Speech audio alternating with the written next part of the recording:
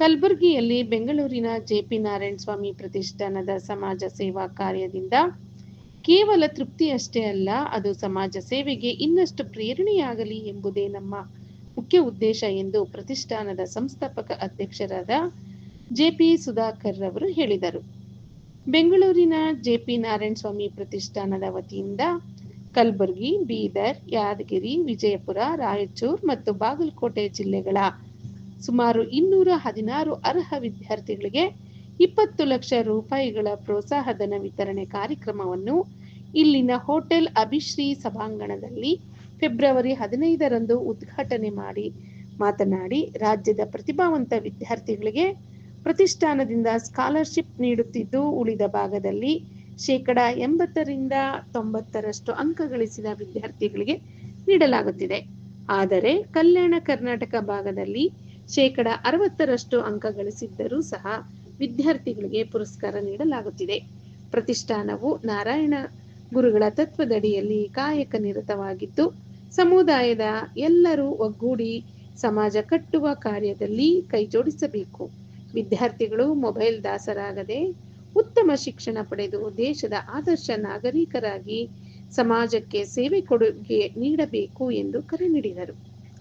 ಮುಖ್ಯ ಅತಿಥಿಗಳಾಗಿ ಭಾಗವಹಿಸಿದ ವಿಧಾನ ಪರಿಷತ್ನ ಸದಸ್ಯರಾದ ಜಗದೇವ ಗುತ್ತೇದಾರ್ ಮಾತನಾಡಿ, ಪ್ರತಿಷ್ಠಾನದ ಕೆಲಸ ಶ್ಲಾಘನೀಯವಾದುದು. ಸಮಾಜದ ವಿದ್ಯಾರ್ಥಿಗಳಿಗೆ ಪ್ರೋತ್ಸಾಹಧನ ವಿತರಣೆಯಿಂದ ಉತ್ತಮ ಶಿಕ್ಷಣ ಹೊಂದಲು ಸಹಕಾರಿಯಾಗಿದೆ. ಸಮುದಾಯದ ಜನರ ಅಭಿವೃದ್ಧಿಗಾಗಿ ಸರ್ಕಾರದ ಹಂತದಲ್ಲಿ ಅನೇಕ ಕಾರ್ಯಕ್ರಮಗಳನ್ನು ರೂಪಿಸಿ ಮುಖ್ಯಮಂತ್ರಿಗಳ ಜೊತೆ ಈಗಾಗಲೇ ಚರ್ಚಿಸಲಾಗಿದೆ ಎಂದು ಹೇಳಿದರು. ಪ್ರತಿಷ್ಠಾನದ ಉಪಾಧ್ಯಕ್ಷರಾದ ಮಂಜಪ್ಪ ಜಿ ಪ್ರತಿಜ್ಞಾವಿಧಿ ಬೋಧಿಸಿದರು. ಟ್ರಸ್ಟಿಯಾದ ಎಂಆರ್ ಪೂರ್ಣೇಶ್ ವಿಶೇಷ ಆಹ್ವಾನಿತರ ಪರಿಚಯ ನೀಡಿ ಮತ್ತು ಕಾರ್ಯಕ್ರಮವನ್ನು ಉದ್ದೇಶಿಸಿ ಮಾತನಾಡಿದರು. ಕಾರ್ಯದರ್ಶಿಗಳಾದ ಶ್ರೀಮತಿ ಕುಸುಮಾ ಅಜಯ್ ಪ್ರತಿಷ್ಠಾನದ ಸೇವಾ ವರದಿ ವಾಚನ ಹಾಗೂ ಯೂತ್ ಆಫ್ ಜೆಪಿಎನ್ಪಿ ಕುರಿತು ಮಾಹಿತಿ ತಿಳಿಸಿದರು.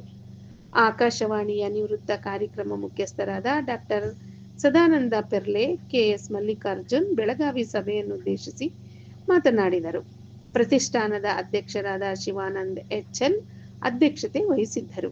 ಕಾರ್ಯಕ್ರಮದಲ್ಲಿ ಖ್ಯಾತ ಉದ್ಯಮಿಗಳಾದ ಸತೀಶ್ ವಿ ಗುತ್ತೇದಾರ್, ವಿಭಾಗೀಯ ಸಂಚಾಲಕರಾದ ಸುರೇಶ್ ಗುತ್ತೇದಾರ್, ಬ್ಯಾಡಸೂರ್ ಪ್ರಭಾಕರ್, ತಾನಾಜಿ ಇಳೆಗೆರ್, ಆನಂದ ತೆಲಂಗ, ಮಂಜುನಾಥ್ ಹಾನ್ಗಲ್ ಸೇರಿದಂತೆ ಅನೇಕರು ಉಪಸ್ಥಿತರಿದ್ದರು. ಪ್ರೀತಿಗೆ ಒಂದು ಋಣಿಯಾಗಿ ನಮ್ಮ ತಂದೆಯವರ ಪರವಾಗಿ ನಾನು ಆ ಗೌರವವನ್ನು ಸ್ವೀಕಾರ ಮಾಡ್ತಿದ್ದೀನಿ. ಇನ್ನೆಲ್ಲ ತಾವು ವಿದ್ಯಾರ್ಥಿಗಳೆಲ್ಲ ತಾವು ನಮ್ಗೆ ಅನ್ನಿಸ್ಬೋದು ಯಾಕೆ ಅವರು ಕೊಡೋದು ಎನ್ನುವಂಥ ಅಲ್ಪ ಕಾಣಿಕೆ. ಬಟ್ ನಾವು ಬಂದೋಗಕ್ಕೆ ಒಂದಷ್ಟು ಖರ್ಚಾಗುತ್ತೆ, ನಾವು ಯಾಕೆ ಈ ಕಾರ್ಯಕ್ರಮಗಳಿಗೆ ಬರಬೇಕು ಅನ್ನೋದು ನಿಮ್ಮ ಮನಸ್ಸಿನಾಗಿದ್ರೆ ತಮ್ಮ ಒಂದು ಕಿವಿ ಮಾತು. ನಾವು JPNP-ನಲ್ಲಿ ತಮ್ಮ ಪರವಾಗಿ ಹಲವಾರು ಕಾರ್ಯಕ್ರಮಗಳನ್ನ ಮಾಡ್ತಾ ಇದ್ದೀವಿ. ತಮಗೆ ವಿದ್ಯಾಭ್ಯಾಸಕ್ಕೆ ತಮ್ಮ ಒಂದು ಅರ್ಹತೆಗೆ ಒಂದು ಏನೊಂದು ಸಹಾಯ ಮಾಡಬೇಕು ಅನ್ನೋದು ನಮ್ಮ ಒಂದು ಜವಾಬ್ದಾರಿ. ಬರೀ ಕೇವಲ ದುಡ್ಡು ಕೊಡೋದಷ್ಟೇ ನಮ್ಮ ಜವಾಬ್ದಾರಿ ಅಲ್ಲ, ನಿಮ್ಮನ್ನ ಒಂದು ಸರಿದಾರಿಗೆ ಕರ್ಕೊಂಡು ಹೋಗೋದು, ನಿಮಗೆ ಗೊತ್ತಿಲ್ಲ ವಿಚಾರ ಅಂತ ಹೇಳೋದು, ಮತ್ತೆ ಸಮಾಜಕ್ಕೆ ನಿಮ್ಮಿಂದ ಏನೊಂದು ಸೇವೆ ಆಗಬೇಕು ಅನ್ನೋದನ್ನ ತಿಳಿಸೋದು ಕೂಡ ನಮ್ಮ ಒಂದು ಜವಾಬ್ದಾರಿ. ಈ ಒಂದು ಜವಾಬ್ದಾರಿಗೋಸ್ಕರವಾಗಿ ನಾವು ಎಲ್ಲ ಕಡೆ ಕಾರ್ಯಕ್ರಮಗಳನ್ನ ಮಾಡ್ತಾ ಇದ್ದೀವಿ.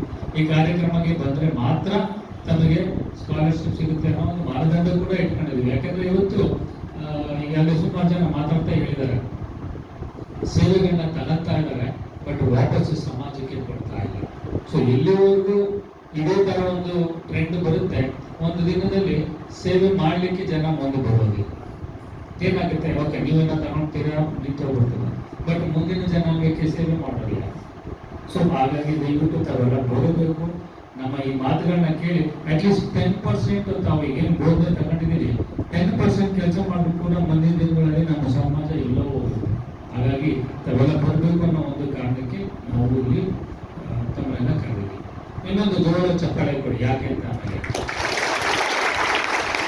ಈ ಚಪ್ಪಾಳೆ ಯಾಕೆ ಅಂದರೆ ಎಲ್ಲ ವಿದ್ಯಾರ್ಥಿಗಳು. ಯಾಕೆಂದ್ರೆ ನಾವು JPNP-ನಲ್ಲಿ ಸ್ಕಾಲರ್ಶಿಪ್ ಕೊಡುವಾಗ ಒಂದು ಮಾನದಂಡ ಇಟ್ಟಿರ್ತೀವಿ. ಒಂದು ನಮ್ಮ ಜನಾಂಗ ಇರಬೇಕು, BPL ಕಾರ್ಡ್ ಹೋಲ್ಡರ್ಸ್ ಇರಬೇಕು, ಆ್ಯಂಡ್ ಸರ್ಟನ್ ಪರ್ಸೆಂಟೇಜ್ ಆಫ್ ಇದು ತಗೊಂಡಿರ್ಬೇಕು ಅಂತ. ತಾವೆಲ್ಲ ಒಂದು 60% ಅಬೌವ್ ಇರುವಂಥವ್ರು ತಾವು ಇಲ್ಲಿದ್ದೀರಿ. ಸೊ ತಮ್ಮೆಲ್ಲರಿಗೂ ಈ ಒಂದು ಚಪ್ಪಾಳೆ. ನಿಮ್ಮಂತೆ ಇನ್ನೂ ಎಷ್ಟೋ ಜನ ಮಕ್ಕಳು ಈಗ 2 ವರ್ಷದ ಹಿಂದೆ ಕೂಡ ನಾನು ಬಂದಾಗ ಹೇಳಿದ್ದೆ 60% ನಿಲ್ಬೇಡಿ, 80-90 ಹೋಗಿ ಅಂತ. ಹೋಗ್ತೀವಿ ಅಂತ ಹೇಳೋದು ಇನ್ನೂ ಬಂದಿಲ್ಲ.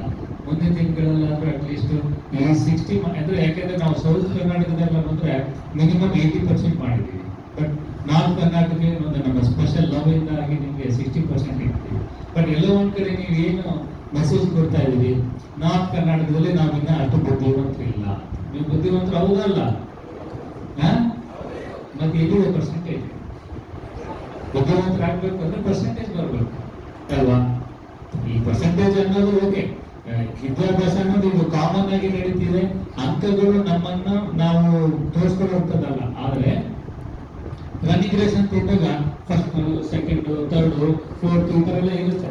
ಯಾಕೆ ಅಂದ್ರೆ ನಮ್ಮ ಒಂದು ಶಕ್ತಿ ಏನು ಅಂತ ತೋರಿಸ್ಕೊಳ್ಳೋದಕ್ಕೆ ನಮ್ಗೆ ಒಂದು ಸಿಗುವಂತ ಒಂದು ಸ್ಥಾನ. ಸೊ ನೀವು ಅಷ್ಟೇ ಪರ್ಸೆಂಟೇಜ್ ಜಾಸ್ತಿ ಹೋಗ್ತಾ ಇದ್ದೀರಿ ಅಂದ್ರೆ ನಿಮ್ಮ ವಿದ್ಯಾಭ್ಯಾಸದಲ್ಲಿ ನೀವು ನಿಮ್ಮನ್ನು ತೊಡಗಿಸ್ಕೊಂಡಿದ್ದೀರಿ. ಯಾಕಂದ್ರೆ ಇವತ್ತಿನ ದಿನಗಳಲ್ಲಿ ಈ ಬೆಳೆದ ಫೋನು, ಈ ಸೋಷಿಯಲ್ ಮೀಡಿಯಾ ಎಲ್ಲ ಬಂದ್ಬಿಟ್ಟು ಓದೋಕ್ಕಿಂತ ಜಾಸ್ತಿ ಬರೀ ಅದರೊಳಗೆ ಸೇರ್ಕೊಂಡ್ಬಿಡ್ತಾರೆ.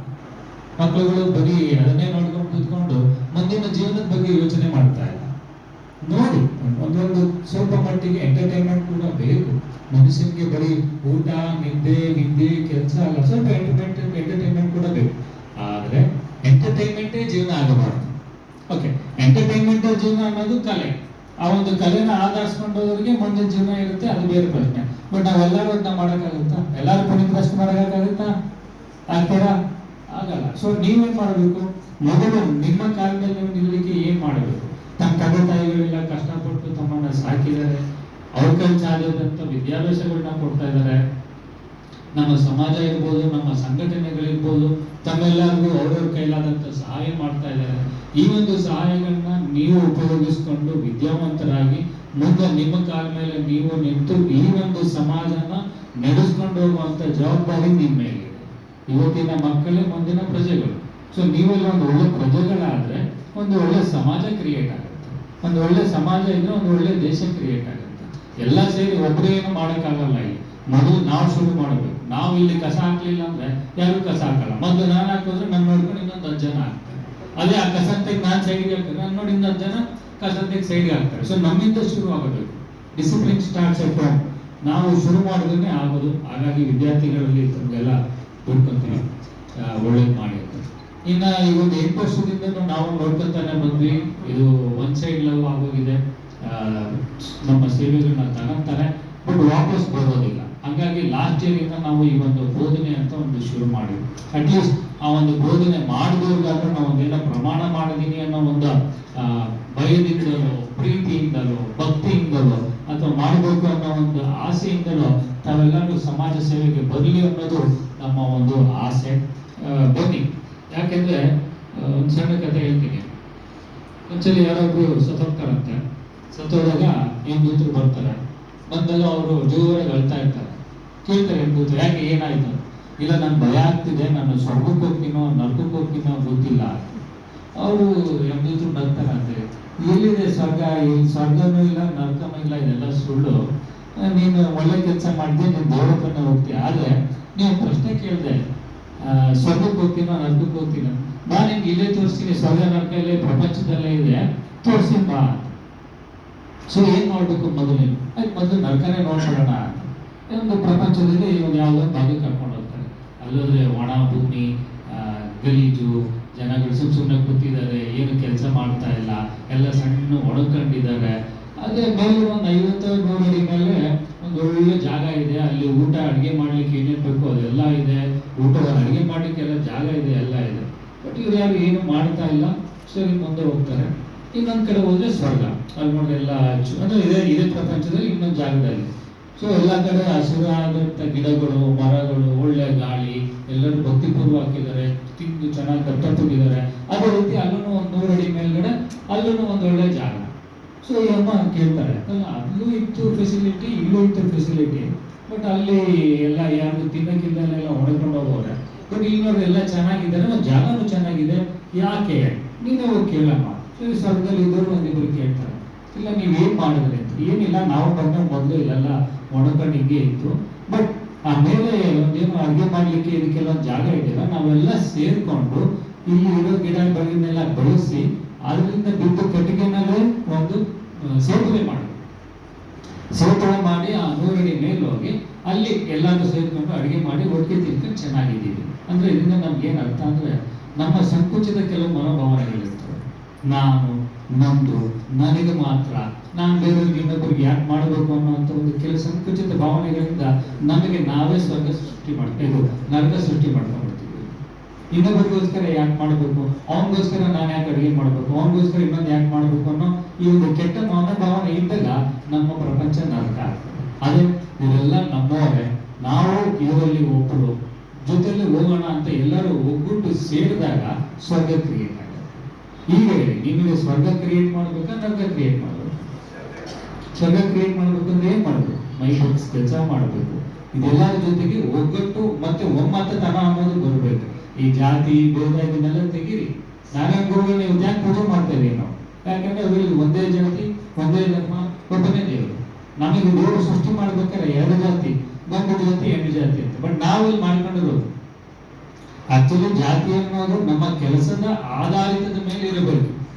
ನಮ್ಮ ಕೆಲಸ ಆದ್ರೆ ಈಗ ಟ್ರೈನಲ್ಲಿ ಬರ್ತೀವಿ, ಪೈಲಟ್ ಅಂತಾರೆ, ಹಿಂದ್ಗಡೆ ಗಾರ್ಡ್ ಅಂತಾರೆ, TC ಅಂತಾರೆ. ಅಂದ್ರೆ ಅವ್ರವ್ರ ಕೆಲಸಕ್ಕೆ ತಕ್ಕನಾಗಿ ಅವ್ರದೊಂದೊಂದು ಸ್ಥಾನಮಾನ ಕೊಟ್ಟಿರ್ತಾರೆ.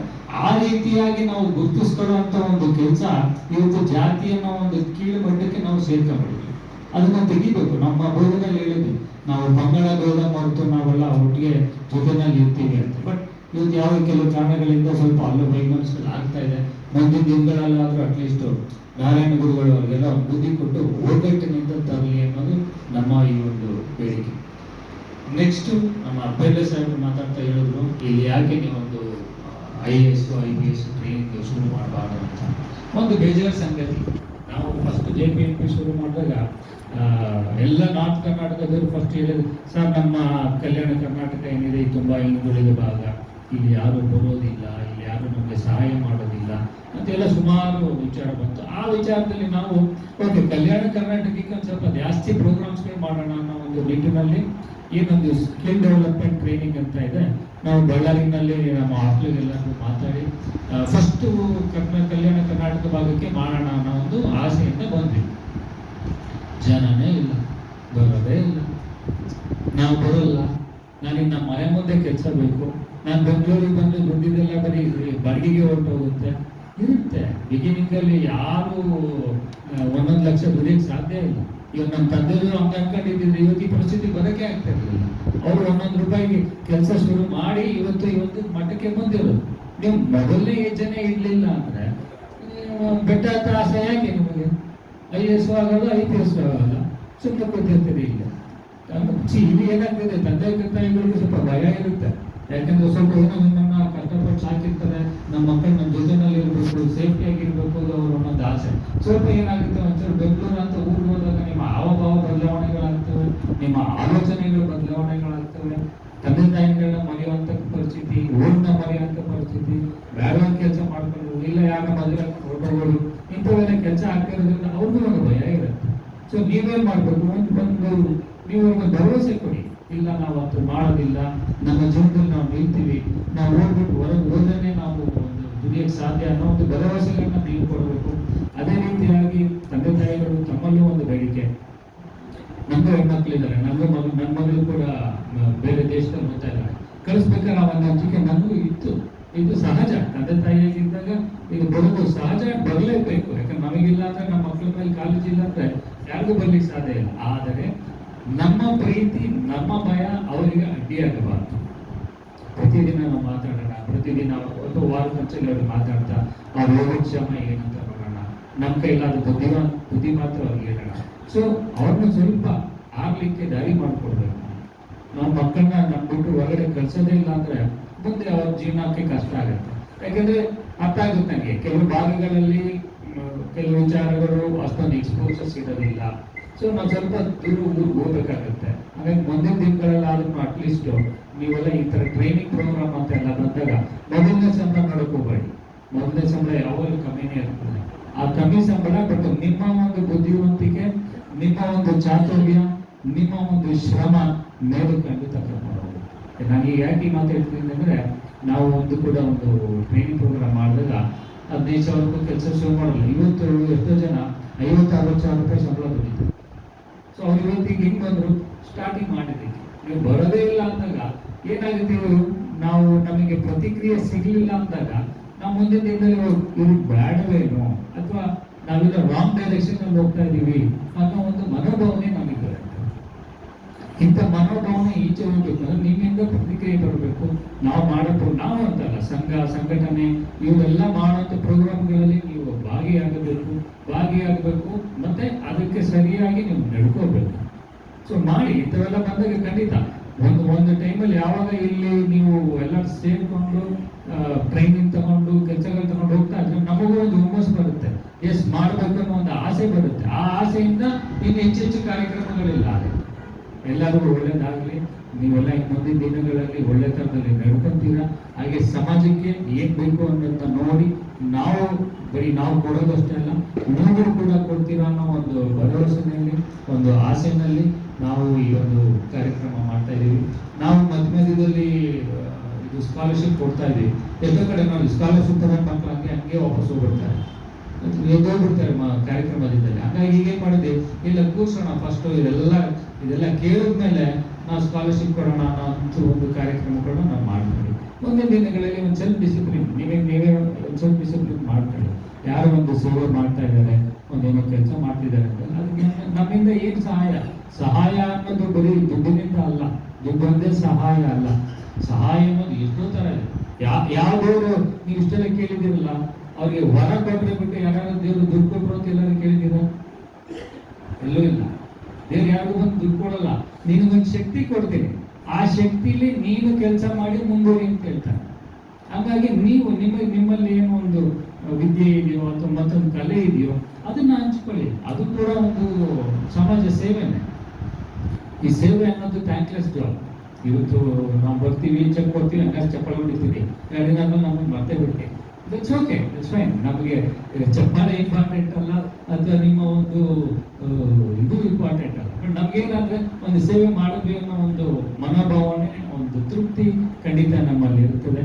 ಅದು ಕೇವಲ ನಮ್ಮ ತೃಪ್ತಿ ಆಗಬಾರ್ದು, ಮುಂದಿನ ದಿನಗಳಲ್ಲಿ ಸಮಾಜಕ್ಕೆ ಪ್ರೇರಣೆ ಆಗಬೇಕು. ಈಗೇನು ಯುವ JPNP ಅಂತ ಶುರು ಮಾಡಿದ್ದೀವಿ, ಜಸ್ಟ್ ಒಮ್ಮೆ ಫಾರ್ ಕಾಟಾಚಾರಕ್ಕೆ ಅಂತಲ್ಲ, ನಿಮ್ಮ ಯುವಕರಿಗೆ ಒಂದು ವೇದಿಕೆ ಕಲ್ಪಿಸ್ಕೊಡ್ಬೇಕು. ನಿಮ್ಗೆ ಏನಾದರೂ ಕೆಲಸ ಮಾಡಬೇಕು ಅನ್ನೋ ಆಸೆ ಇದ್ರೆ ಅದಕ್ಕೊಂದು ದಾರಿ ಮಾಡಿಕೊಡ್ಬೇಕು ಅನ್ನೋ ಒಂದು ಉದ್ದೇಶದಿಂದ ನಾವು ಮಾಡಿದ್ದೀವಿ. ಗ್ರೂಪಿಗೆ ಜಾಯ್ನ್ ಆಗಿ ಬರೀ ಗುಡ್ ಮಾರ್ನಿಂಗ್ ಗುಡ್ ನೈಟ್ ಹಾಕೋದಲ್ಲ. ಮತ್ತೆ ಈಗ ವಿದ್ಯಾರ್ಥಿಗಳಿಂದ ಕೂಡ ಒಂದು ಗ್ರೂಪ್ ಮಾಡಿದ್ದೀವಿ. ಕುಸುಮಾರ್ ಹೇಳ್ದಂಗೆ ನಾವು ಆಗ್ತಾನೆ ಇರ್ತೀವಿ, ಬಟ್ ಅದಕ್ಕೆ ರೆಸ್ಪಾನ್ಸ್ ಬರೋದಿಲ್ಲ. ಮುಂದಿನ ದಿನಗಳಲ್ಲಿ ರೆಸ್ಪಾನ್ಸ್ ಬರಲಿಲ್ಲ ಅಂದ್ರೆ ನಾವು ರೆಸ್ಪಾಂಡ್ ಮಾಡೋದು ಯೋಚನೆ ಇರಲಿ. ನಿಮ್ಮಿಂದ ರೆಸ್ಪಾನ್ಸ್ ಬರಲಿಲ್ಲ ಅಂದ್ರೆ ನಾವು ರೆಸ್ಪಾಂಡ್ ಮಾಡಕ್ ಹೋಗೋದು. ಯಾಕಂದ್ರೆ ನಮಗೂ ಬೇಕಾದಷ್ಟು ಕೆಲಸಗಳಿದೆ. ಈಗ ವೇದಿಕೆ ಮೇಲೆ ಕೂತಿರೋರಿಗೆಲ್ಲ ಕೆಲಸ ಇದೆ, ಕೂತಿದ್ದಾರೆ, ಬೇಕಾದಷ್ಟು ಕೆಲಸ ಇದೆ. ಬಟ್ ಯಾಕೆ ಬಂದಿದ್ದಾರೆ, ಒಂದೇನೋ ಒಂದು ಒಳ್ಳೆ ಕೆಲಸ ನಡೀತಿದೆ ಅಂತ ಬರ್ತಿದೆ. ಬಟ್ ನಿಮ್ಮಿಂದ ಪ್ರತಿಕ್ರಿಯೆ ಬರಲಿಲ್ಲ ಅಂದ್ರೆ ನಮ್ಮ ಕೆಲಸದಲ್ಲಿ ನಾವು ತೊಡಗಿಸ್ಕೊಂಡು ಸಮಾಜ ಸೇವೆ ನಾವು ನಿಲ್ಸಲ್ಲ. ಸಮಾಜ ಸೇವೆಗೆ ಬೇಕಾದಷ್ಟು ದಾರಿಗಳಿದೆ. ನಾನು ಕೂಡ ನಾನು MLC ಆದ ಮೇಲೆ ನಾನು ನಮ್ಮ ಸಮಾಜದ ಬಗ್ಗೆ ಕೆಲಸ ಮಾಡಿದ ಎಲ್ಲರಿಗೂ ಗೊತ್ತಿದೆ. ನಾನು ಪ್ರಯತ್ನ ಮಾಡ್ತಾ ಇದ್ದೇನೆ. ಯಾಕಂದರೆ ನಾನು ಮೊನ್ನೆ CM ಸಾಹೇಬ್ ಬಂದಾಗ ಕೂಡ ನಾನು ಮತ್ತು ಸೇಡಂ ಶಾಸಕರು ಮತ್ತು ನಮ್ಮ ಜಿಲ್ಲಾ ಉಸ್ತುವಾರಿ ಸಚಿವರಾದ ಸನ್ಮಾನ್ಯ ಶ್ರೀ ಪ್ರಿಯಾಂಕಾ ಖರ್ಗೆ ಸಾಹೇಬ್, ನಾವು ಸೇಡಂ ಕಾರ್ಯಕ್ರಮದಲ್ಲಿ ಕೂಡ ಮಾತಾಡಿದ್ದೇವೆ. ಸಮಾಜಕ್ಕೆ ಏನೇನು ಮಾಡಬೇಕು, ನಮ್ಮದು ಬೇಡಿಕೆಗಳು ಏನೇನಿದೆ ಅವರಿಗೂ ಕೂಡ ತಿಳಿಸಿದ್ದೇವೆ. ಯಾಕಂದರೆ ನಮ್ಮ ಸಮಾಜದಲ್ಲಿ ಹೆಚ್ಚಾಗಿ ಎಲ್ಲರಿಗೂ ಕೂಡ ನಾವು ಪರ್ಯಾಯ ವ್ಯವಸ್ಥೆ ಮಾಡುವಂತ ಹೇಳಿಲ್ಲ. ನಮ್ಮ ಸಮಾಜದಲ್ಲಿ ಈಚಲುಗಡೆಗಳನ್ನು ಸೇದಿ ಕೆತ್ತುವ ಕಾರ್ಮಿಕರಿಗೆ ನಾವು ಪುನರ್ವಸತಿ ಅಥವಾ ಪರ್ಯಾಯ ವ್ಯವಸ್ಥೆ ಏನಾರು ಮಾಡಬೇಕು ಅಂತ ನಾವು ಅವರಿಗೆ ಒತ್ತಾಯ ಕೂಡ ಮಾಡ್ತಾ ಇದ್ದೇವೆ. ಅದು ಪ್ರಯತ್ನ ನಮ್ಮದು ಕಂಟಿನ್ಯೂ ಇರ್ತದೆ. ಮತ್ತೆ ನಾವು MLC ಆಗಿ ಕೂಡ ಎಲ್ಲಿ ನಮ್ಮ ಸಮಾಜದ ಎಲ್ಲರೂ ಏನೇನು ಸಮುದಾಯ ಭವನಗಳು ಎಲ್ಲೆಲ್ಲಿ ನಮ್ಮ ಸಮಾಜ ಜಾಸ್ತಿ ಜನ ಎಲ್ಲಿ ತಿಳಿದಿದ್ದಾರೆ ಅಲ್ಲಿ ಕೂಡ ಅವ್ರು ಏನು ಕೇಳಿದ್ರು ಕೂಡ ನಾನು ಫಂಡ್ ಕೂಡ ಕೊಡ್ತಾ ಇದ್ದೇನೆ. ತಾವು ಏನೇ ಬಂದು ಕೇಳಿದರೂ ಕೂಡ ಅಲ್ಲಿ ಯಾವುದೇ ವಿಷಯದಲ್ಲಿ ತಾವು ಬಂದು ಕೇಳಿದ್ರು ಕೂಡ ನಾನು ಮಾಡಿಕೊಳ್ಳಲಿಕ್ಕೆ ತಯಾರಿದ್ದೇನೆ. ಮಂಡಳಿಯ ಪರವಾಗಿ ಅವರಿಗೆ ಧನ್ಯವಾದಗಳನ್ನು ಅರ್ಪಿಸುತ್ತೇನೆ. ಅದೇ ರೀತಿಯಾಗಿ ನಾವೊಂದು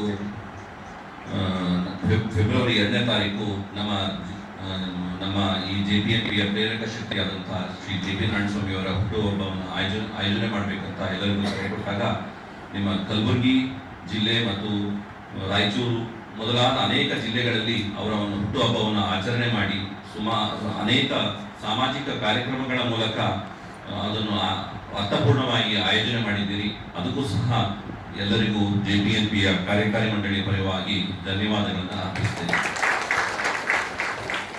ಈಗಾಗಲೇ ನಮ್ಮ JPNPಯ ಕಾರ್ಯದರ್ಶಿಗಳಾದಂತಹ ಶ್ರೀಮತಿ ಕುಸುಮಾ ಅಜಯ್ ಅವರು JPNP ಸುಮಾರು 7 ವರ್ಷದಲ್ಲಿ ಏನೇನು ಕಾರ್ಯಕ್ರಮಗಳನ್ನು ಹಮ್ಮಿಕೊಂಡಿದೆ, ಯಾವ ರೀತಿಯಾಗಿ ನಾವು ನಮ್ಮ ಸಮಾಜದ ಅಭಿವೃದ್ಧಿಯ ಕೆಲಸಗಳಿಗೆ ವೆಚ್ಚವನ್ನು ಮಾಡಿದ್ದೀವಿ ಅನ್ನೋದ್ರ ಬಗ್ಗೆ ವರದಿಯನ್ನು ತಮ್ಮ ಮುಂದೆ ಇಟ್ಟರು.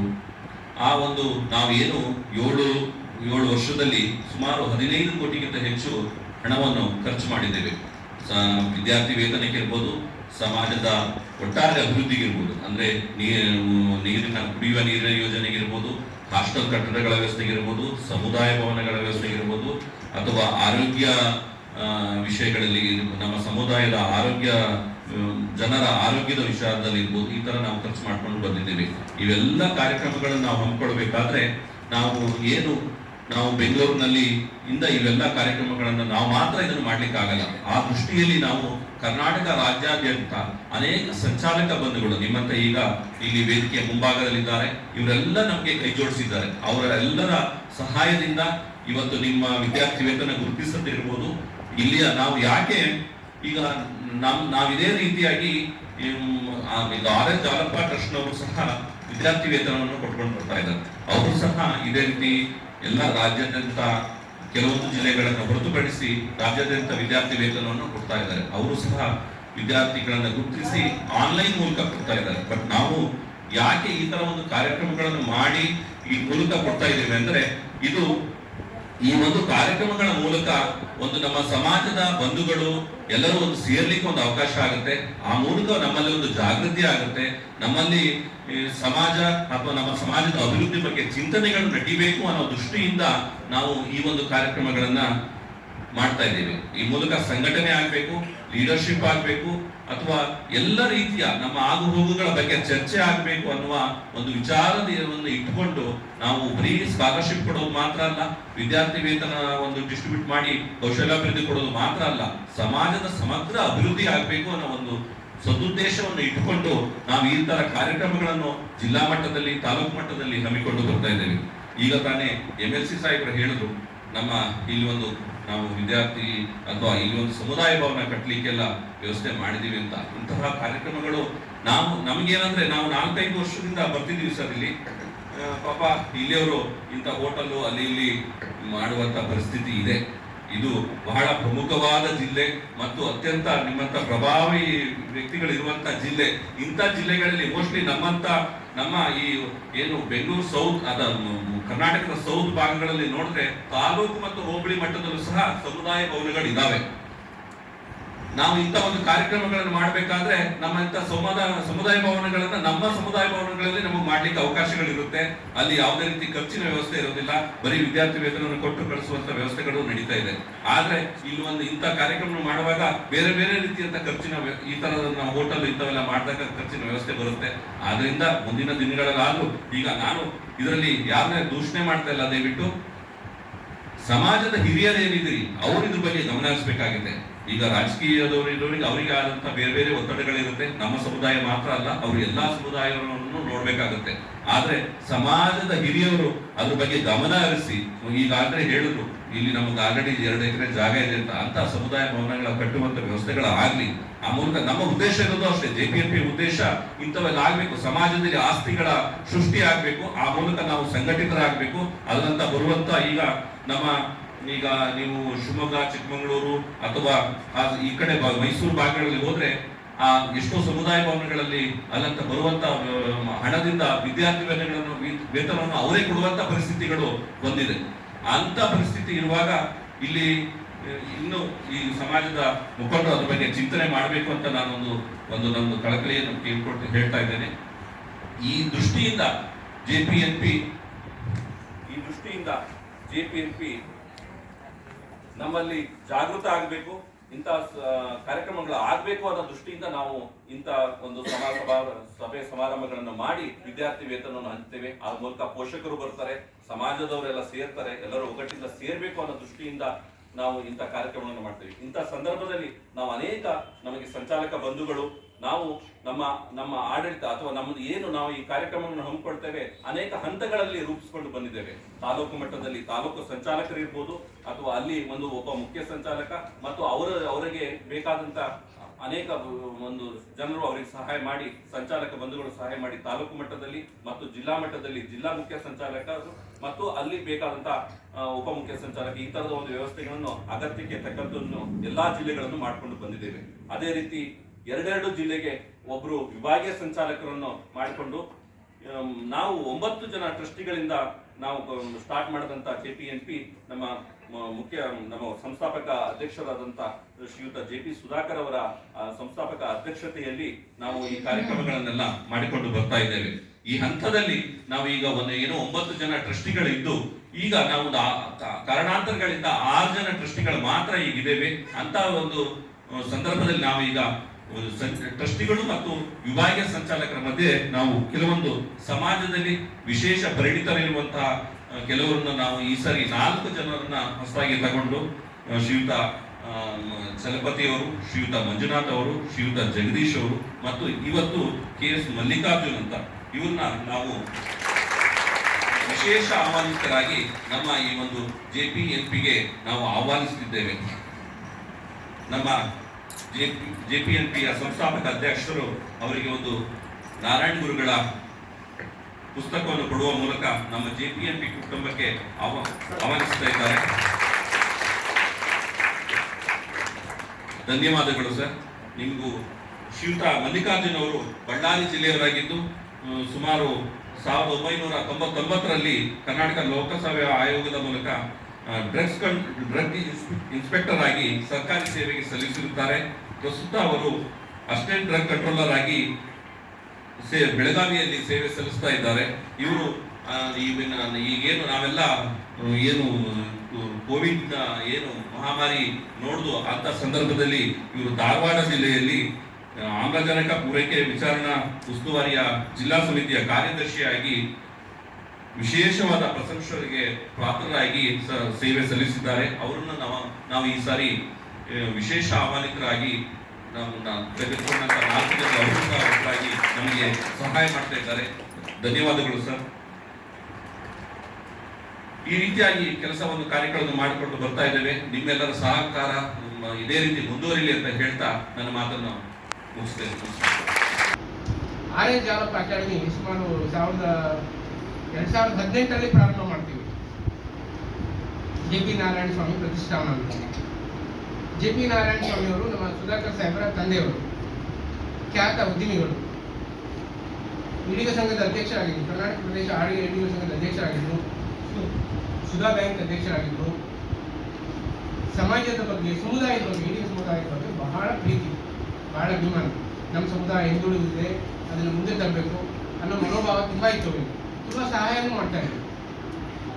ಅವರು ಮರಣಾನಂತರ ಅವರ ಸ್ಮರಣಾರ್ಥವಾಗಿ ಸುಧಾಕರ್ ಸಾಹೇಬರು ಈ ಪ್ರತಿಷ್ಠಾನವನ್ನು ಹುಟ್ಟುಹಾಕಿ ನಾವು ಕೆಲವು ಟ್ರಸ್ಟೀಸ್ಗಳಿದ್ದೀವಿ, ನಾವೆಲ್ಲ ನಮ್ಮ ಸಮಯ ಕೊಟ್ಟು ಕೆಲಸ ಮಾಡ್ತೀವಿ. ಆ ಉದ್ದೇಶದಿಂದ ಸುಧಾಕರ್ ಸಾಹೇಬ್ರ ಜೊತೆ ಸೇರಿಕೊಂಡು ಈ ಟ್ರಸ್ಟಿ ಕಾರ್ಯಕ್ರಮಗಳನ್ನು ನಡೆಸ್ಕೊಂಡು ಹೋಗ್ತಾ ಇದ್ವಿ. ಸುಮಾರು ಇದು 8ನೇ ವರ್ಷ. ನಾವು ಪ್ರತಿ ವರ್ಷ ನಮ್ಮ ಸಮುದಾಯದ ಅಭಿವೃದ್ಧಿಗೋಸ್ಕರ JPNP ಟ್ರಸ್ಟ್ ವತಿಯಿಂದ ಸುಮಾರು 2 ಕೋಟಿ ಹಣವನ್ನು ವ್ಯಯ ಮಾಡ್ತಾ ಇದ್ವಿ. 2 ಕೋಟಿ.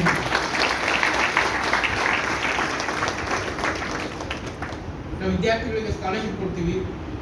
ಈಡಿಗ ಸಂಘದ ಹಾಸ್ಟೆಲ್ಗಳು, ಬಾಯ್ಸ್ ಹಾಸ್ಟೆಲ್, ಗರ್ಲ್ಸ್ ಹಾಸ್ಟೆಲ್ ಅಥವಾ ಸಮುದಾಯ ಭವನ, ಇದಕ್ಕೆಲ್ಲ ಹಣವನ್ನು ತೊಡಗಿಸ್ತೀವಿ, ಖರ್ಚು ಮಾಡ್ತೀವಿ. ಡೊನೇಷನ್ ಖರ್ಚು ಅಂದರೆ ಡೊನೇಷನ್ ಕೊಡ್ತೀವಿ. ನಂತರ ಬೇರೆ ಬೇರೆ ಯಾರಿಗಾರ ಹೆಲ್ತ್ ಅಪ್ಸೆಟ್ ಆದರೆ ಅಥವಾ ಆಕ್ಸಿಡೆಂಟ್ ಕೇಸಸ್ ಆದರೆ ನಮ್ಮ ಸಮುದಾಯದವರಿಗೆ ನಾವು ಸ್ವಲ್ಪ ಸಹಾಯ ಮಾಡ್ತೀವಿ, ನಮ್ಮ ಮಿತಿನಲ್ಲಿ ಸಹಾಯ ಮಾಡ್ತೀವಿ. ಇತರೆ ಸಮುದಾಯದ ಕೆಲವು ಬುದ್ಧಿ ವಿಕಲಾಂಗ ಶಾಲೆ ಅಂತ ಹೋಗ್ತೀವಿ ಬೆಂಗಳೂರಿಗೆ, ಅವರಿಗೆ ಹಣಗಳನ್ನು ಕೊಡ್ತೀವಿ. ಬೇರೆ ಬೇರೆ ಟ್ರಸ್ಟ್ಗಳಿಗೂ ಕೂಡ ಹಣವನ್ನು ಕೊಡ್ತೀವಿ. ಒಟ್ಟಾರೆ ಸಮುದಾಯದ ಮತ್ತು ಸಮಾಜದ ಅಭಿವೃದ್ಧಿಗೋಸ್ಕರ ನಮ್ಮ ಸಂಸ್ಥೆ ಕೆಲಸ ಮಾಡ್ತಾ ಇದ್ದೇವೆ. ಇದು ಸಂಸ್ಥೆಯ ಮುಖ್ಯ ಉದ್ದೇಶ ಎಜುಕೇಷನ್, ಸ್ಕಾಲರ್ಶಿಪ್ಪು, ಆಮೇಲೆ ಈ ಸ್ಕಿಲ್ ಡೆವಲಪ್ಮೆಂಟ್ ಪ್ರೋಗ್ರಾಮ್ ಅಂತ ಅದನ್ನು ಕೂಡ ನಾವು ಮಾಡ್ತಾ ಇದ್ದೀವಿ. ಇದೆಲ್ಲ ಕಾರ್ಯಕ್ರಮಗಳಿಗೋಸ್ಕರ ಈ ಸಂಸ್ಥೆ ಅಚ್ಚುಕಟ್ಟಾಗಿ ಕೆಲಸ ಮಾಡ್ಕೊಂಡು ಬರ್ತಾ ಇದೆ. ಇದು 8ನೇ ವರ್ಷ. ಈಗ ನಾವು ನಿಮಗೆಲ್ಲ ಸ್ಕಾಲರ್ಶಿಪ್ ಕೊಡ್ತೀವಿ, ನಿಮ್ಮ ಮುಂದೆ ಏನು ಅನ್ನೋದ್ರ ಬಗ್ಗೆ ಒಂದು ಮಾತಾಡಬೇಕಾಗಿದೆ. ಈಗ ನಿಮ್ಮ ತಂದೆ ತಾಯಿ ನಮ್ಮ ಸಮುದಾಯದಲ್ಲಿ ಆರ್ಥಿಕವಾಗಿ ಅಷ್ಟೊಂದು ಸಬಲರಲ್ಲ, ನಿಮಗೆಲ್ಲ ಗೊತ್ತಿದೆ. ಎಲ್ಲ ಕೆಳ ಮಧ್ಯಮ ವರ್ಗಕ್ಕೆ ಸೇರಿದಂಥ ಕುಟುಂಬಗಳು, ಅವರಿಗೆ ನಾವು ಈಗ ಸ್ಕಾಲರ್ಶಿಪ್ ಕೊಡ್ತಾ ಇದ್ದೀವಿ. BPL ಫ್ಯಾಮಿಲೀಸ್ನಲ್ಲಿ ರಿಜಿಸ್ಟರ್ ಆಗಿರೋರಿಗೆ ಕೊಡ್ತಾ ಇದ್ದೀವಿ. ನಿಮ್ಮ ತಂದೆ ತಾಯಿ ಆಸೆ ಪಡ್ತಾರೆ, ನನ್ನ ಮಕ್ಕಳು, ಮಗ ಅಥವಾ ಮಗಳು ಓದಿ ಮುಂದೆ ಬಂದರೆ ನನ್ನ ಜೀವನದಲ್ಲಿ ಬದಲಾವಣೆ ಮಾಡೋಕ್ಕೆ, ನಮ್ಮ ಜೀವನದಲ್ಲಿ ಬದಲಾವಣೆ ಮಾಡೋಕ್ಕೆ ಸಾಧ್ಯ ಇದೆ. ನಾವೆಲ್ಲ ಮಾಡಿದ್ದೀವಿ, ಕಷ್ಟಪಟ್ಟಿದ್ದೀವಿ, ಈ ಮಕ್ಕಳನ್ನ ಓದಿಸ್ತಾ ಇದ್ದೀವಿ. ಅವರೇನಾದ್ರು ಮುಂದೆ ಬಂದರೆ ನಮಗೆ ನಮ್ಮ ಜೀವನದಲ್ಲಿ ಹೊಸ ಬದಲಾವಣೆ ಆಗೋಕ್ಕೆ ಸಾಧ್ಯತೆ ಇದೆ ಅಂತ ಯೋಚನೆ ಮಾಡ್ತಾರೆ. ನೀವು ಕೂಡ ಅದೇ ಥರ ಯೋಚನೆ ಮಾಡಿ. ಡಿಗ್ರಿನೋ ಅಥವಾ ಪೋಸ್ಟ್ ಗ್ರಾಜ್ಯುಯೇಷನ್ನೋ ಯಾವುದೇ ಮುಗಿಸಿದ ಮೇಲೆ ಒಂದು ಉತ್ತಮ ಕೆಲಸಗಳಿಗೆ ಸೇರ್ಕೋಬೇಕು. ಸೇರಿಕೊಂಡ್ರೆ ನಿಮ್ಮ ಸಮುದಾಯಕ್ಕೆ ಸಹಾಯ ಆಗುತ್ತೆ, ನಿಮ್ಮ ಕುಟುಂಬಕ್ಕೆ ಸಹಾಯ ಆಗುತ್ತೆ, ಅನಂತರ ಸಮುದಾಯಕ್ಕೆ. ಈಗ ಉದ್ಯೋಗಗಳಿಗೆ ಸಂಬಂಧಪಟ್ಟ ಮಾತಾಡೋದಾದ್ರೆ, ಉದ್ಯೋಗಗಳನ್ನ 3 ಥರ ಕ್ಯಾಟಗರಿ ಮಾಡ್ತೀವಿ. ಮೊದಲನೇದಾಗಿ ಸರ್ಕಾರಿ ಉದ್ಯೋಗಗಳು. ಸರ್ಕಾರಿ ಉದ್ಯೋಗ ಅಂದರೆ ಕರ್ನಾಟಕ ಗೌರ್ಮೆಂಟ್ ಇರ್ಬೋದು, ಸ್ಟೇಟ್ ಗೌರ್ಮೆಂಟ್ ಇರ್ಬೋದು, ಸೆಂಟ್ರಲ್ ಗೌರ್ಮೆಂಟ್ ಇರ್ಬೋದು, ಅಥವಾ ಸೆಂಟ್ರಲ್ ಗೌರ್ಮೆಂಟ್ ಅಥವಾ ರಾಜ್ಯ ಸರ್ಕಾರಕ್ಕೆ ಸೇರಿದ ಎಲ್ಲ ಸಂಸ್ಥೆಗಳು, ಬ್ಯಾಂಕಿಂಗ್ ಇರ್ಬೋದು, ಆರ್ಮಿ, ನೇವಿ, ಏರ್ಫೋರ್ಸು, ಫ್ಯಾಕ್ಟ್ರಿಗಳು, HAL, BEL, ಈ ಥರದ್ದೆಲ್ಲ ಸರ್ಕಾರದ ಸ್ವತ್ತಿನಲ್ಲಿ, ಸರ್ಕಾರದ ಕೆಳಗಡೆ ಕೆಲಸ ಮಾಡ್ತಿರುವ ಎಲ್ಲ ಸಂಸ್ಥೆಗಳು ಸರ್ಕಾರಿ ಉದ್ಯೋಗ ಬರುತ್ತೆ. ಇದಕ್ಕೆ ಹೋಗ್ಲಿಕ್ಕೆ ಪ್ರತಿಯೊಬ್ಬರು ಕಾಂಪಿಟೇಟಿವ್ ಎಕ್ಸಾಮಿನೇಷನ್ ಪಾಸ್ ಮಾಡಬೇಕು. ಎಂತ ಮಕ್ಕಳು ಇರಬೇಕು ಅನ್ನೋದನ್ನ JP ಸುಧಾಕರ್ ಅವರ ತಂದೆ ಒಂದು ಮಾರ್ಗ ಮಾಡಿಕೊಟ್ಟಿರ್ಬೋದು. ಇವತ್ತಿನ ಮಕ್ಕಳನ್ನು ನೋಡ್ತೇವೆ, ಒಂದು ತಂದೆ ಹಾಕಿದ ಮಾರ್ಗವನ್ನು ಅಥವಾ ತಂದೆ ಗಳಿಸಿದನ್ನ ತಾನೇ ಉಂಡು ತಿಂದು ತೇಗಿ ಎಲ್ಲೆಲ್ಲ ಸುತ್ತಾಡಿ ವಿಹಾರ ಮಾಡುವಂತಹ ಸಂದರ್ಭವನ್ನು ಈ ಸಮಾಜದಲ್ಲಿ ನಾವು ಕಾಣ್ತೇವೆ. ಆದರೆ JP ಸುಧಾಕರ್ ಅವರು ಬಹಳ ಅರ್ಥಪೂರ್ಣವಾಗಿ ಒಂದೊಂದು ಪೈಸೆಯನ್ನು ಕೂಡ ಸಮಾಜಕ್ಕಾಗಿ, ಸಮಾಜ ಕೆರೆಯ ನೀರನ್ನು ಕೆರೆಗೆ ಚೆಲ್ಲಿ ಎಂಬಂತೆ ಸಮಾಜಕ್ಕಾಗಿ ವಿನಿಯೋಗಿಸಿ ನಮ್ಮ ವಿದ್ಯಾರ್ಥಿಗಳ ಆ ಬಾಳು ಹಸನು ಮಾಡುವಂಥ ಕೆಲಸವನ್ನು ನಿರತರಾಗಿದ್ದಾರಲ್ಲ, ಅದಕ್ಕಾಗಿ ನಾವು ಇವತ್ತು ಬಹಳ ಧನ್ಯತೆಯಿಂದ ಅವರನ್ನೆಲ್ಲರನ್ನು ಸ್ಮರಿಸಬೇಕು. ಇವತ್ತು JP ನಾರಾಯಣ ಸ್ವಾಮಿ ಅವರು ನಮ್ಮ ಜೊತೆ ಇಲ್ಲ, ಆದರೆ ಭೌತಿಕವಾಗಿ ಇಲ್ಲದಿದ್ದರೂ ಕಾಯ ಬಳಿದರೂ ಕಾಯಕ ಉಳಿಯುತ್ತದೆ ಅನ್ನುವ ಶರಣರ ಮಾತಿನಂತೆ ಅವರ ಕಾಯಕ ನಮ್ಮ ಮುಂದೆ ಮಾತಾಡ್ತಾ ಇದೆ, ನಮ್ಮನ್ನು ಸದಾ ಸ್ಮರಿಸುವ ಹಾಗೆ ಮಾಡ್ತಾ ಇದೆ. ಆದ ಕಾರಣ ಈ ಟ್ರಸ್ಟ್ನವರು 9 ಜನ ನವತಾರೆಯರಿದ್ದಾರೆ. ಆದ ಕಾರಣ ಆ 9 ಜನ ಮುಂದಿನ ದಿನಗಳಲ್ಲಿ ಕೂಡ ಇನ್ನಷ್ಟು ಒಳ್ಳೆಯ ಕೆಲಸ ಮಾಡಲಿ. ನಾನು ಇವತ್ತು ವಿದ್ಯಾರ್ಥಿಗಳಿಗೆ ಒಂದು ಮಾತನ್ನು ಹೇಳಲಿಕ್ಕೆ ಇಷ್ಟಪಡ್ತೇನೆ. ನೀವು ಇವತ್ತು ಈ ಒಂದು ವಿದ್ಯಾರ್ಥಿ ಪುರಸ್ಕಾರವನ್ನು ಪಡೀತಾ ಇದ್ದೀರಿ. ಇವತ್ತು ನೀವು ಪಡೆಯುವ ಸ್ಥಾನದಲ್ಲಿ ಇದ್ದೀರಿ, ಮುಂದೆ ನೀವು ನೀಡುವ ಸ್ಥಾನಕ್ಕೆ ಬರಲಿಕ್ಕೆ ಇದು ಪ್ರೇರಣೆ ಮತ್ತು ಜಂಪಿಂಗ್ ಪ್ಯಾಡ್ ಅಂತ ಮಾಡ್ತಾರೆ. JP ಸುಧಾಕರ್ ಅವರು ಇಷ್ಟೆಲ್ಲ ಕೆಲಸ ಮಾಡ್ತಾರೆ, ಯಾಕೆಂದ್ರೆ ಎಲ್ಲೆಲ್ಲೋ ತಾಲೂಕುಗಳಲ್ಲಿ, ಜಿಲ್ಲೆಗಳಲ್ಲಿ ಹುಡುಕಿ ಆ ವಿದ್ಯಾರ್ಥಿಗಳನ್ನು ಹುಡುಕಿಕೊಂಡು ಬಂದು ವಿದ್ಯಾರ್ಥಿ ಪುರಸ್ಕಾರ ಕೊಡ್ತಾ ಇದ್ದಾರೆ. ಇವತ್ತು ಹೇಳಿದ್ರು ಕೋಟಿಯಷ್ಟು ಹಣ, 1 ರೂಪಾಯಿ ಕೊಡಬೇಕಾದ್ರೂ ಚಿಂತನೆ ಮಾಡುವಂತ ಕಾಲ, 1 ರೂಪಾಯಿಯನ್ನು ಇನ್ನೊಬ್ಬರಿಗೆ ಕೊಡದಂತ ಕಾಲಘಟ್ಟದಲ್ಲಿ ಲೋಭಿಗಳಾಗಿ ಜೀವನ ಮಾಡುವಂತ ಸಮಾಜದಲ್ಲಿ ಇವತ್ತು ಕೋಟಿಗಟ್ಟಲೆ ಹಣವನ್ನ ಸಮಾಜಕ್ಕಾಗಿ ಧಾರೆ ಇರ್ತಾ ಇದ್ದಾರೆ. ಅದು ನಮ್ಮ ವಿದ್ಯಾರ್ಥಿಗಳು ಇದನ್ನು ತಿಳ್ಕೊಳ್ಬೇಕು. ನೀವು ಇವತ್ತು ಏನು ವಿದ್ಯಾರ್ಥಿ ಪುರಸ್ಕಾರವನ್ನು ಪಡೆದು ನೀವೊಂದು ಉನ್ನತ ಸ್ಥಾನಕ್ಕೆ IAS ಆಗ್ಬೋದು, KS ಆಗಿರ್ಬೋದು ಅಥವಾ ಉನ್ನತ ಹುದ್ದೆಗಳಿಗೆ ಹೋದಾಗ ದಯಮಾಡಿ ನೀವು ಒಂದು ಕೆಲಸವನ್ನ ಮಾಡಬೇಕು. ನಿಮ್ಮ ಗಳಿಕೆಯಲ್ಲಿ 100 ರೂಪಾಯಿ ಗಳಿಸಿದ್ರೆ 10 ರೂಪಾಯಿಯನ್ನಿಂದ ವಿಧಾಯಕ ಕಾರ್ಯಕ್ರಮಗಳನ್ನು ನಡೆಸುವ ಸಂಸ್ಥೆಗಳಿಗೆ ದಾನ ಮಾಡಿ, ಅದರಿಂದ ಮತ್ತೊಬ್ಬ ವಿದ್ಯಾರ್ಥಿಗಳಿದ್ದಾರೆ ಅಥವಾ ಇನ್ನೊಂದು ಒಬ್ಬನ ಬಾಳು ಹಸನಾಗ್ತದೆ. ಆ ಕಾರಣಕ್ಕಾಗಿ ಇವತ್ತು ನೀವು ಪಡೆದುಕೊಳ್ಳುವವರು ನಾಳೆ ನೀಡುವವರಾಗಿ ಬದಲಾಗಬೇಕು ಅನ್ನುವ ಹೇಳಿಕೆಯನ್ನ ನಾನು ವ್ಯಕ್ತಪಡಿಸ್ತೇನೆ. ನಮ್ಮ ಸಮಾಜದಲ್ಲಿ JP ನಾರಾಯಣ ಸ್ವಾಮಿಯವರ ಹೆಸರು ಬಹಳ ಉನ್ನತ ಮಟ್ಟದಲ್ಲಿದೆ. ನಮಗೆ ದೊಡ್ಡ ಪರಂಪರೆ ಇದೆ. ಇತಿಹಾಸವನ್ನ ತಿಳಿಯಲಾರದವ ಇತಿಹಾಸವನ್ನ ಕಟ್ಟಲಾರ ಎಂಬುದು ಅಂಬೇಡ್ಕರ್ ಅವರ ಮಾತು. ನಾನು ಯಾಕೆ ಈ ಮಾತನ್ನು ಹೇಳ್ತಾ ಇದ್ದೇನೆ ಅಂದ್ರೆ, ನೀವೆಲ್ಲ ಯುವ ಶಕ್ತಿಗಳು, ಯುವ ಚೈತನ್ಯಗಳು. ಇವತ್ತು ಇಂತಹ ಹಿರಿಯರು ಬಂದು ಈ ನಿಮ್ಮ ಸಮ್ಮುಖದಲ್ಲಿ JP ನಾರಾಯಣ ಸ್ವಾಮಿ ಅವರ ಕೆಲಸ ಏನು, JP ನಾರಾಯಣ ಸ್ವಾಮಿ ಟ್ರಸ್ಟ್ನ ಕೆಲಸ ಏನು ಮಾಡ್ತಾ ಇದ್ದೇವೆ ಅನ್ನೋದು ತಿಳಿಸುವುದು ಯಾಕೆ ಅಂತ ಹೇಳಿದ್ರೆ, ಆ ಇತಿಹಾಸವನ್ನು ತಿಳಿದ್ರೆ ನೀವು ಮುಂದೆ ಇತಿಹಾಸವನ್ನು ಕಟ್ಟಲಿಕ್ಕೆ ಸಾಧ್ಯ ಇದೆ. ನಮ್ಮ ಸಮಾಜಕ್ಕೆ ಬಂಗಾರಪ್ಪನಂತ ದೊಡ್ಡ ವ್ಯಕ್ತಿತ್ವ ನಮಗೆ ಸಿಕ್ಕಿದೆ. ಅವರು ಬಂಗಾರದ ಆ ಒಂದು ಪದಕಗಳನ್ನು ನೀಡುವ ಮೂಲಕ ಎಷ್ಟೋ ಜನರಿಗೆ ಪ್ರಶಸ್ತಿಗಳನ್ನು ಕೊಡ್ತಾ ಇದ್ದಾರೆ. ಆ ಬಂಗಾರಪ್ಪ ಅವರು ಇವತ್ತು ಕೂಡ ನಮ್ಮ ಮನದಲ್ಲಿ, ಕರ್ನಾಟಕದ ಮೂಲೆ ಮೂಲೆಗಳಲ್ಲಿ, ಜನಮನದಲ್ಲಿ ಆ ಹೃದಯ ಸಿಂಹಾಸನದಲ್ಲಿ ವಿರಾಜಮಾನರಾಗ್ತಾ ಇದ್ದಾರೆ ಅಂತ ಹೇಳಿದ್ರೆ ಅವರ ಕಾಯಕಗಳಿಂದ. ಅದೇ ರೀತಿಯಾಗಿ ಆರ್ ಎಲ್ ಜಾಲಪ್ಪ, ನಾನು ಇವತ್ತು ನೋಡ್ತಾ ಇದ್ದೇನೆ, ಆರ್ ಎಲ್ ಜಾಲಪ್ಪ ಅವರ ಸಂಸ್ಥೆ ಇವತ್ತು ನಮ್ಮ ಈಡಿಗರಿಗೆ ಅಥವಾ ನಮ್ಮ ಬಿಲ್ಲವ ಸಮುದಾಯದವರಿಗೆ ಅಥವಾ 26 ಪಂಗಡದವರಿಗೆ ಒಂದು ಆಶಾಕಿರಣವಾಗಿ ಬೆಳೆದು ನಿಂತಿದೆ ಆ ಸಂಸ್ಥೆ. ಅಲ್ಲಿ ಬೇರೆ ಬೇರೆ ತರಬೇತಿಗಳನ್ನು ಕೊಡುವಂತ ಕೆಲಸವನ್ನ ಮಾಡ್ತಾ ಇದೆ. ನಾನು ಇವತ್ತೊಂದು ಮನವಿ ಮಾಡಬೇಕು, ಸತೀಶ್ ಅಣ್ಣ ಬರುವಾಗ ಮಾತಾಡ್ತಾ ಬರುವಾಗ ಹೇಳಿದೆ, ಉತ್ತಮ ಕೆಲಸ ಮಾಡ್ತಿರುವಂತ ಈ ಸಂಸ್ಥೆ ಉತ್ತರ ಕರ್ನಾಟಕದತ್ತ ಸ್ವಲ್ಪ ಕಣ್ಣು ನೋಡ್ಲಿ. ಯಾಕೆ ನಾನು ಹೇಳ್ತೇನೆ, ಜಗದೇವಣ್ಣ ಕೂಡ ಇದ್ದಾರೆ, ಅವರಿಗೆಲ್ಲ ಸಹಾಯಕ ಸಹಕಾರವನ್ನು ಜಗದೇವಣ್ಣ ಕೊಡ್ಬೋದು, ಸತೀಶ್ ಮುತ್ತೇದಾರ್ ಅಂತ ಅವ್ರು ಕೊಡ್ಬೋದು. ನೀವು ದಯಮಾಡಿ ಸಾಧ್ಯ ಆದರೆ ನಿಮ್ಮ JP ನಾರಾಯಣ ಸ್ವಾಮಿ ಈ ಟ್ರಸ್ಟ್ ನ ವತಿಯಿಂದ ಕಲ್ಯಾಣ ಕರ್ನಾಟಕದ 7 ಜಿಲ್ಲೆಗಳಿಗೆ ಸಂಬಂಧಪಟ್ಟಂತೆ IAS IPS ತರಬೇತಿ ಕೊಡುವಂತ ಒಂದು ಸಂಸ್ಥೆಯನ್ನ ಯಾಕೆ ಪ್ರಾರಂಭ ಮಾಡಲಿಕ್ಕೆ ಸಾಧ್ಯ ಇಲ್ಲ